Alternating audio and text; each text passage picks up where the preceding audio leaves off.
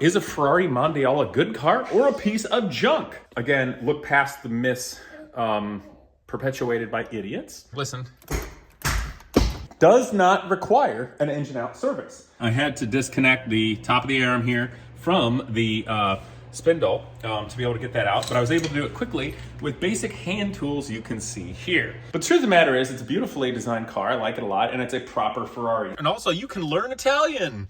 Liquido Refredo.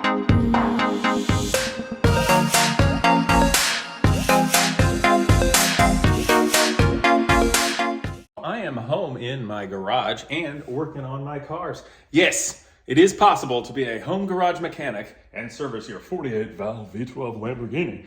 The only reason I'm able to have cool stuff like this is because I can work on it. So for all you young people out there, consider spending your money not on video games, but on tools, so you too can do cool things like that. Or if you're really young, work on radio control cars and get good like I did when I was young, so you can work on cars in the future. But today is not about the Ducati or the Lamborghini. It's about this Ferrari Mondial from 1985. Now, for all the haters and the people that are going to freak out, yes, I understand that the wheels are black right now and it looks murdered out and I look like some sort of Russian gangster wannabe from the early 2000s.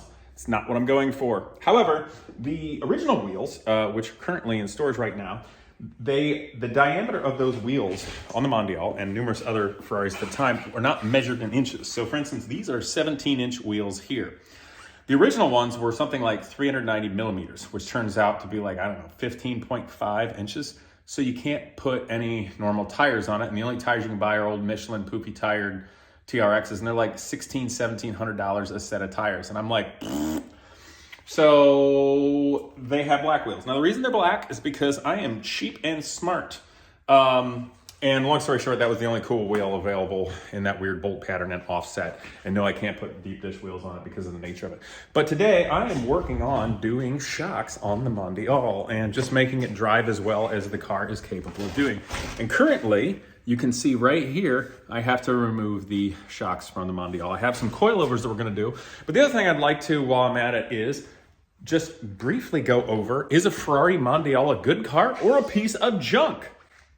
Turns out it's not a piece of junk. And almost everything that you hear about Ferrari Mondials is wrong. And it's a very simple explanation.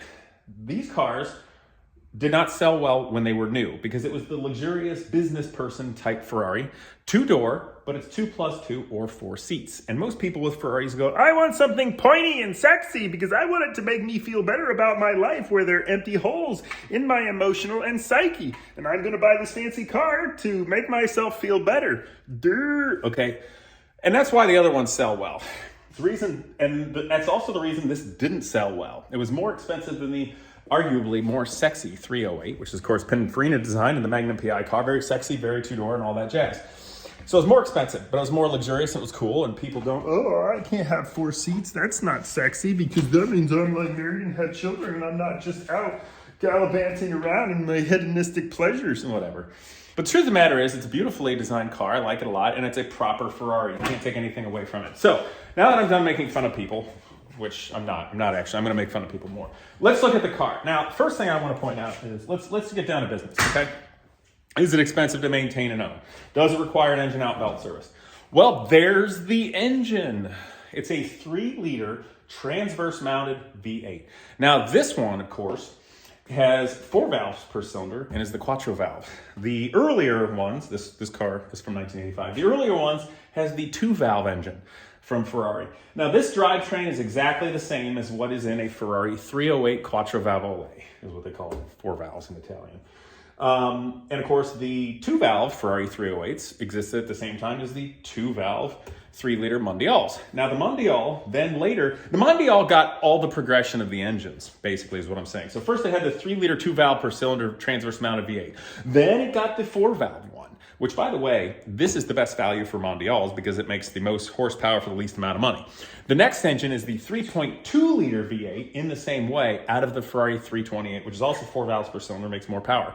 And then lastly, it had the Ferrari 348 drivetrain, which is, of course, a larger motor, 3.4 liters. It's in longitudinal with the transverse geared Ferrari 348 transaxle in the back, made the most power. But that car does in fact require an engine out service for the belts, which I think is really annoying and expensive, and who wants to have to pull engines put up on lifts? But this one does not require an engine out service. You simply take off the deck here for easier accessibility. I'll also remove the trunk and put a piece of plywood here so I can lean against it and use it as like a tool bench area. That's kind of a trick. But if you notice, and the audio may go to pot, it's a little tricky to get up in there. You can see the front bank is there. Here, the rear bank's much easier to get to. But what you simply do is, when you go to do the major service on these, you remove the air cleaner box, you remove the fuel injection assembly here and this, and that starts opening this up for you. And then you jack up the car on jack stands, you move the rear wheel and the fender liner in there, and you actually change the belts on the engine through the fender. So on the earlier 308s with all the 3-liter V8s, the 2-valve, 4-valve, and then the 328 motor, you can do the major service in the car. Now, of course, these engines, being from this time period, which is the same as the very legit engine in the Murcielago, and the same as these doggone motorcycles around here. Well, the same in practice, not the same in design. You got to adjust the valves every so often because the reason being is because as valves go bang, bang, bang, bang, bang, bang, bang in the head a jillion times, eventually they start banging in the head enough that the clearance of the camshaft of the valves gets smaller and smaller. So you have to change the little puck that's in there that it rides on. So that's something that needs to be done. But you can do the service with it in the car, which is important to me because I want to own the car for a long time, and I don't like spending money for the sake of spending money. I think that's stupid. And one of the reasons why I think Ferrari engineering was stupid back when, because they made them too much of a pain in the butt to service. And also the reason why, frankly, I like Lamborghini in many ways as a mechanic better than Ferrari, because at least they have timing chains and the damn car can sit there for 10 years and I don't have to change the belts just so it doesn't explode. But honestly, the belts in a Ferrari last a lot longer than you might think. When I was working in the mid-2000s as a Ferrari mechanic, there was a 348 in there that still had its original timing belt and it just broke, which is something like, what, 20 years later, 15 years later, and was not treated well. So you'll be okay. Anyway, it's a really good car. There's nothing to take away negative from the Mondial. And for all the people out there that either say it's an engine out only service, they don't know what the hell they're talking about. They only know the last one, or they're just idiots. For the people that say it's unreliable, I'm like, compared to what? Other Ferraris? Because it's all the same crap. It's exactly the same reliability as a 308 or a Testarossa. And Ferraris are pretty darn reliable cars if you take care of them. But the big reason, another one, why Mondial's got a bad rap is because they're not the uber sexy one, and they're like the expensive business person's Ferrari or family Ferrari. After they weren't in vogue and got sold off to different people, they were not taken care of as well. They were driven a little bit more like a normal car. And the trouble is when you have a car such as a Ferrari or motorcycles like old Ducatis or Lamborghinis, something, you just drive it like a normal car and run it in the ground. Those cars are not going to like it, and they're going to be expensive and cantankerous to fix up. And that's what happened to these cars. They got driven normally, and then people didn't take care of them. And because they weren't the sexy ones, their values were lower. So people would buy them as their first Ferrari, just wanting a Ferrari and buying that, and maybe they were not the right kind of owner for it. Like they couldn't afford the maintenance, so they couldn't do it themselves, or they're just idiots. And then that ruins it further. So that was largely what perpetuated Mondials being the downtrodden, looked down upon Ferrari. But for me, and the reason I really like it is, it's not the car everybody flexes with. It's not the car that is the over big icon. So for me, when I get to experience this car, all of the cool 80s charm and chicness of Ferraris from that time period comes back to me in a romantic way that I enjoy. It's very charming, that is not in any way, shall we say, poisoned or polluted by all these idiot flexors and stuff. Like the car to me is not trite because you don't see them. So for me, it's like getting to enjoy Ferraris, the reason why I loved Ferraris back when. So Mondial's a great car, just find a good one. Obviously they're an older car nowadays, so don't think you're buying like a brand new freaking Mercedes, but it's pretty good. So the downside, and let's see what we're doing today. I'm doing coilovers on this because it rides ridiculously high. The Mondial ride height is stupid. The front is so high in the air, it looks like an American spec DeLorean. By the way, for all of you that didn't know, bone stock DeLoreans that came to the United States, the reason they ride super high in the front, it's not because it's a bad car, it's because the car was designed really low and stupid American bumper regulations changed or whatever. Instead of designing the car, the bumper, and ruining the look, they're like, just throw taller springs on it and get it higher and sell it that way. So that was the deal with that. Of course, you just lower the cars when you get them. So right now, here we are. I've gotten out. You can see here, the spring is gone. Oh, the shock is gone. I had to disconnect the top of the arm here from the spindle to be able to get that out, but I was able to do it quickly with basic hand tools you can see here. So now I'm going to switch so I can look at things. Here we go. So you can see the work there and busting that loose. That was basic, just here in my shock at home. Or here in my shop home. So here's the stock shock. It's an old Coney, it's dirty, it's terrible. You cannot adjust it to be lower. Now, let's be honest, I bought these, they're eBay, and these people were one of the few that make shocks for a Mondial. There's not many out there, and I didn't feel like spending a lot of money, wasting a lot of time getting expensive crap from England somewhere. And KW does not actually make shocks for the Mondial. So I went with these. I have a slight feeling they'll be okay. And since this isn't like a super crazy track duty car, I figured as long as they're okay, it's gonna be all right. So I'm gonna adjust the dampening here at the top. I'm gonna put it right in the middle of its range because frankly, it's not gonna be easy to adjust it afterward. I'd literally have to remove the shock to adjust the dampening. Well, no, hold on. This panel here is in the way. So I guess if I wanted to adjust the dampening, I would have to drill a hole in this and come into the trunk, which I may do. That's probably what I'll do, actually. So anyway, I got to put these in. But the problem is, so this is the front shock, and the shorter one you use. And there's no directions, of course, on how to adjust it. This allows me to adjust the body length, and then I can adjust this down. And how this is going to be important is, I need there to be a full travel in the suspension where it's not going to likely bottom out, okay? So it's a blend here of, you know, if you make this super long and then loosen the spring a lot to get the lowering you need, then you might not have enough travel up here, right? But if you make this super short and then to get the ride height you need, you might have to adjust this so tight that it doesn't have enough droop, like if you go over the crest of a hill or something. So that's what I'm doing right now, guys, and working on. I kind of just wanted to bring you guys along. I think for some of you viewers that have paid attention to my channel for a long time, you'll notice that I'm doing less videos, and I'm gonna be honest, I'm putting less effort into them. I partially blame the nature of YouTube because YouTube doesn't reward quality.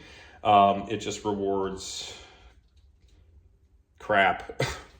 Getting it out there a lot. And I don't wanna make crap, but I kinda wanna share this along. I know you guys wanna see.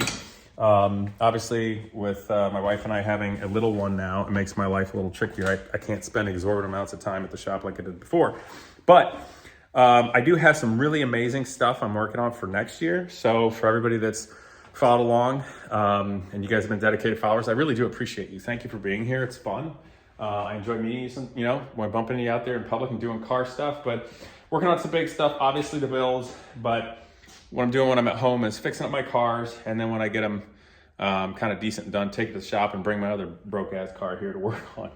So that's what's going on with the Mondial, guys. It's a really good car. I'll show you the interior real quick before we go. Obviously, there was the Ben Ricky story of this more recently. So I think hope you got to enjoy that. So here's the interior. You know, the dashboard a lot reminds me of a Testarossa in a way. More the Testarossa steering wheel and kind of the position in some ways and the very square nature. But the gauges are cool. Obviously very Ferrari from the 80s, very square. But they're attractive still to this day. I think they aged well, but still have that kind of 80s rectilinear chicness. You know, I've got buttons here. Listen, it's kind of fun to do. That's how you open up the trunk, the engine compartment, and the frunk. So it's cool to have all those buttons and stuff there. Controls work well. You know, you get your stalks, you twist for the headlight and the pop-up lights coming up and whatnot. Obviously gated shifter, of course, that's the way Ferraris and Lamborghinis were. But it's got this big warning light, control center, and also you can learn Italian.